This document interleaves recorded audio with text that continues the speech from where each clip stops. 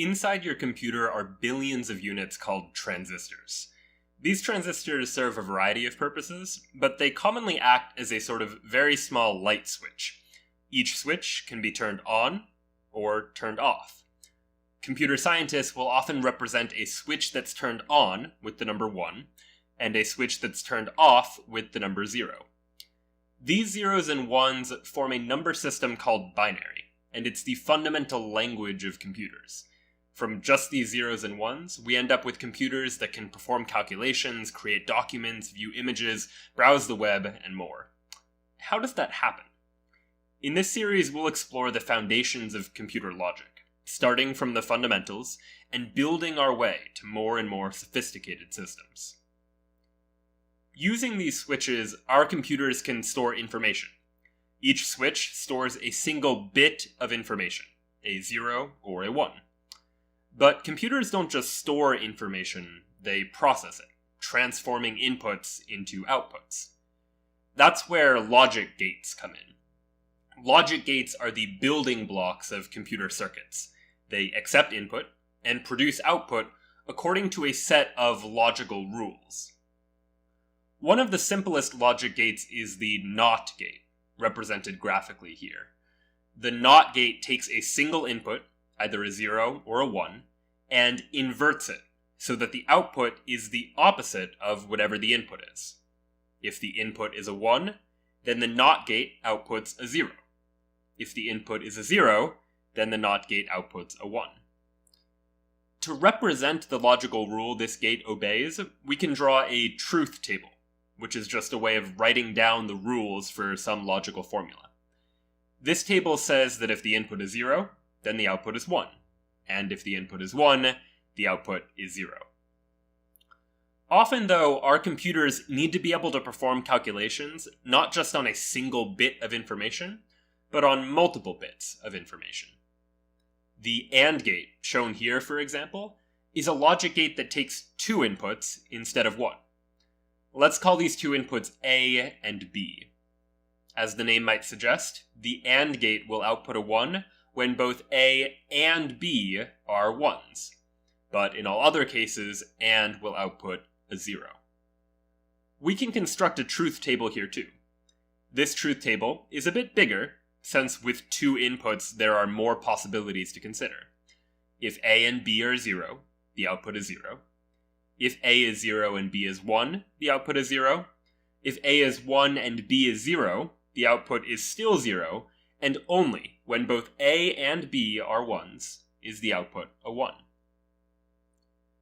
The OR gate, meanwhile, is also a logic gate that takes 2 inputs. This gate outputs a 1 when A is a 1, or when B is a 1. So if both inputs are 0, the OR gate outputs a 0. But if either of the inputs is a 1, or both inputs are a 1, then the output of the OR gate is also going to be a 1. These logic gates on their own follow fairly simple rules, but they can combine with each other to form more complex calculations. Imagine what would happen if, for example, we took 2 inputs, passed them into an AND gate, and then passed that output into a NOT gate. What would happen? If both inputs are 0, the AND gate will output a 0, and the NOT will turn that 0 into a 1. If only one of the inputs is a 0, nothing changes. But if both inputs are 1, the AND gate will output a 1, and the NOT will turn that 1 into a 0. In other words, this circuit appears to do the opposite of whatever the AND gate on its own would do.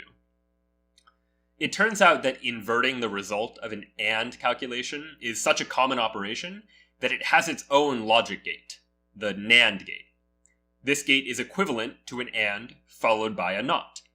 So if the AND truth table looks like this, then the NAND truth table is identical, except all of the outputs are inverted. Whenever AND would output a 0, NAND outputs a 1. Whenever AND would output a 1, NAND outputs a 0.